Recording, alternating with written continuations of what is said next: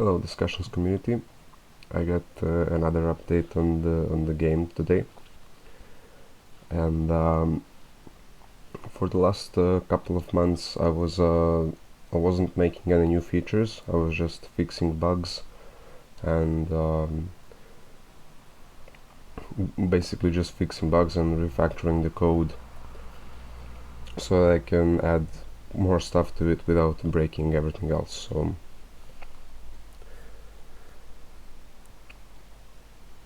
right now I can show you the biggest bug fix that I managed to accomplish. So let me just quickly join the lobby. I'm not gonna show you everything that I've implemented. I already have a video for that, which I'll post from the video from the proposal. So the biggest fix right now is that if this guy refreshes the page, he's properly gonna be logged out, and other clients are gonna reflect on that as well. And then another thing, if this guy logs back in, his socket ID would be backed out, so these other clients wouldn't know. Like, if this guy leaves the lobby, he would emit to the wrong socket ID. So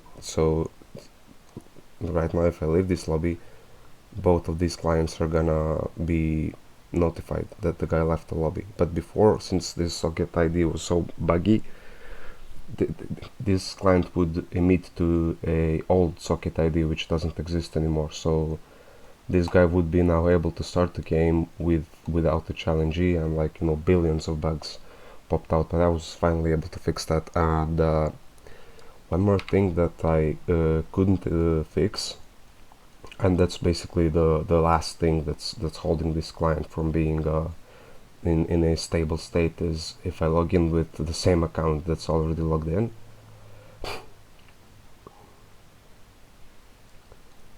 And now you'll see what's going on. So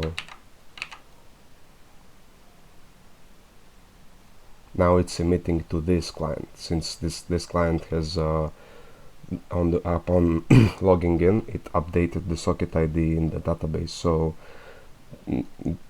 what should happen is, when this client logs in, this one should be logged out and receive a notification like you have been logged in elsewhere.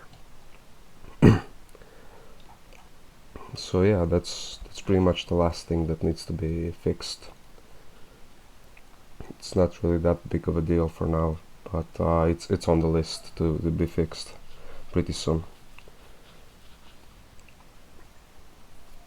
And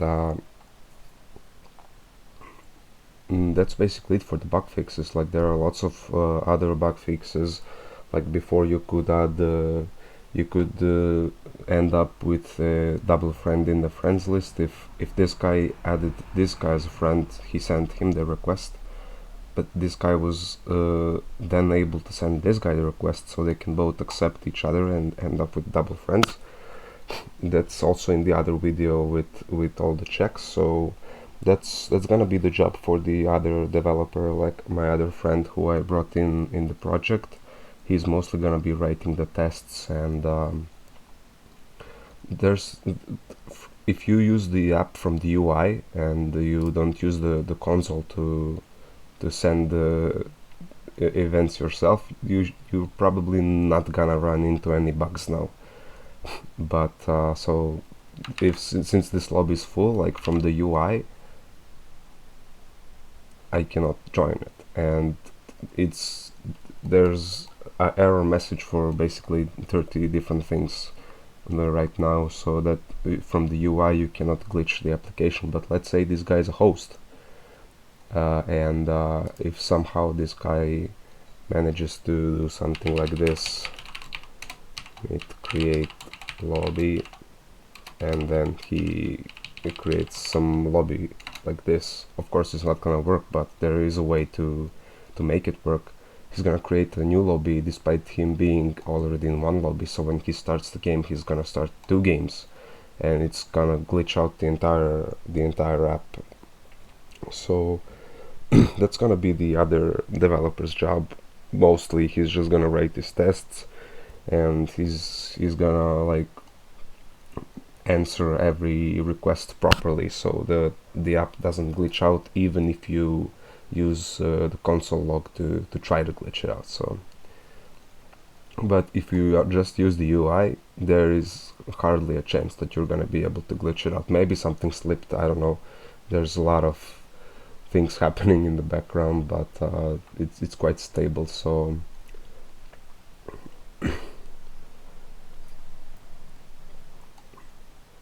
this is like, these two guys are now in the game. I've started the game, and it's displaying them as in game. And here I haven't managed to do much. What happens now is that it's hard coded to get the cars from this stack, and it doesn't even shuffle them, so they're just looped and generated. And these are my hand cards now. As you can see, they're not shuffled. So, and it's also hard coded to always summon a minion on the minion field B, since C++ is it's a little, I don't know. You can't do certain things in C++ that you can do in JavaScript, so I gotta refactor a lot of code again. So let me just click on the field, and these clients don't get notified after the request is finished, so I'm just gonna relog real quick. And there we go. The action gets pushed to the blockchain and the card gets summoned, but after that they don't get notified. I didn't put that in. So as you can see, now I have 4 cards in hand. I summon this guy right here, so I have only 1 left. And this guy, you can see that I have 4 cards in the hand now, and I've summoned the minion here. It's mirrored, so, and I can also, from this guy, summon the card here.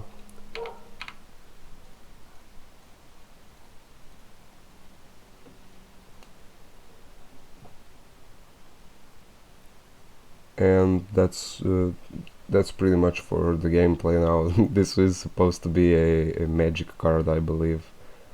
No, it's a trap card. So there's a lot of checks here to do, and a lot of code left to write out to make this properly. So for now, my only goal here is to not implement all these different card effects, since we only have the effects for the plasma class, and we're probably gonna change them. As you can see, it's really small, but if plasma card 1 procs critical hit, it can attack again. So this card, if these plasma cards have a double damage chance, so this guy has a 50% chance to deal double damage. So if he attacks the card and deals double damage, he can then attack again and again, depending on how many times it procs critical chance and how many life it has. So this one, as for the gameplay, we have figured out some stuff out. The gameplay, all these numbers are gonna be bigger. So hero health bar is probably gonna have 1000 health, and each class is gonna have a different hero with different health and different mana pools. And these cards are gonna have like from 50 to 100 to 150 damage and health, so that the community can then propose changes to these numbers and balance the game, to be able to balance the game, basically. So this is not gonna be a physical card game, so these numbers can be like bigger, because the game is gonna do all the calculations for you. You don't have to do the math yourself. And basically a lot of the effects and stuff is gonna be percent based. So this is probably, it's just not possible to do this with a physical card game, because if you have percent chance, then how are you gonna calculate the randomness? Like you could like toss a coin, but that's still 50-50. What if you want to have a 34% chance to do something? How are you gonna calculate that? Like, so this is just gonna be a digital card game with huge numbers and a lot of effects with percent health or percent chance to proc something, so that players can balance it to how they see fit.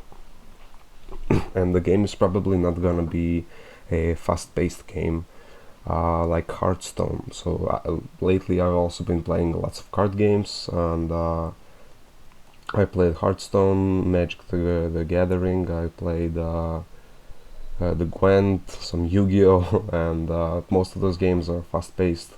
You know, the turns are happening pretty fast. Like, I want to make it so that the cards don't die as fast as they do in those games. And I'm gonna make it so that you cannot summon like 10 cards. It's probably gonna be like this. So you're gonna be able to summon 4 minions plus your hero, and your hero is also gonna be able to attack as well as having some spells that you can activate each turn to buff its other cards.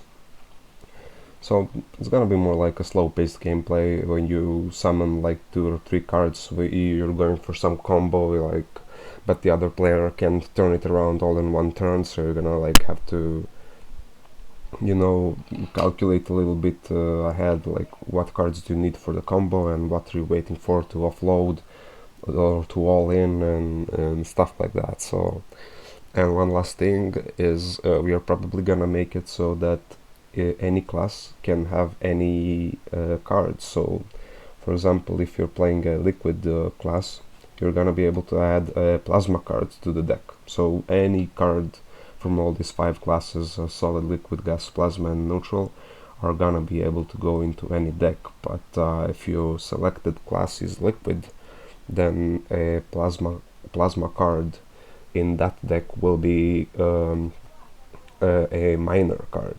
It's gonna have its stats tuned down because it's not its main class. Maybe it's not gonna have its stats tuned down. Maybe it's gonna like maybe depends on how many different card classes you put into a deck. Your hero is gonna have a mana, so we're probably gonna bring the mana back. And if you have liquid and plasma cards in the deck and not anything else, your hero is probably gonna have like 20 mana, but it's gonna be divided by 2, so you're gonna have 10 liquid mana and 10 plasma mana, so you can only summon plasma cards with your plasma mana and liquid cards with your liquid mana, like something in between those lines. Like we're gonna figure something out. For now I'm just gonna focus on creating this core gameplay stuff where you can summon cards and attack and decide which player is a winner depending on which player hero dies first. So that's pretty much it for the update. Thanks for checking out, and see you soon.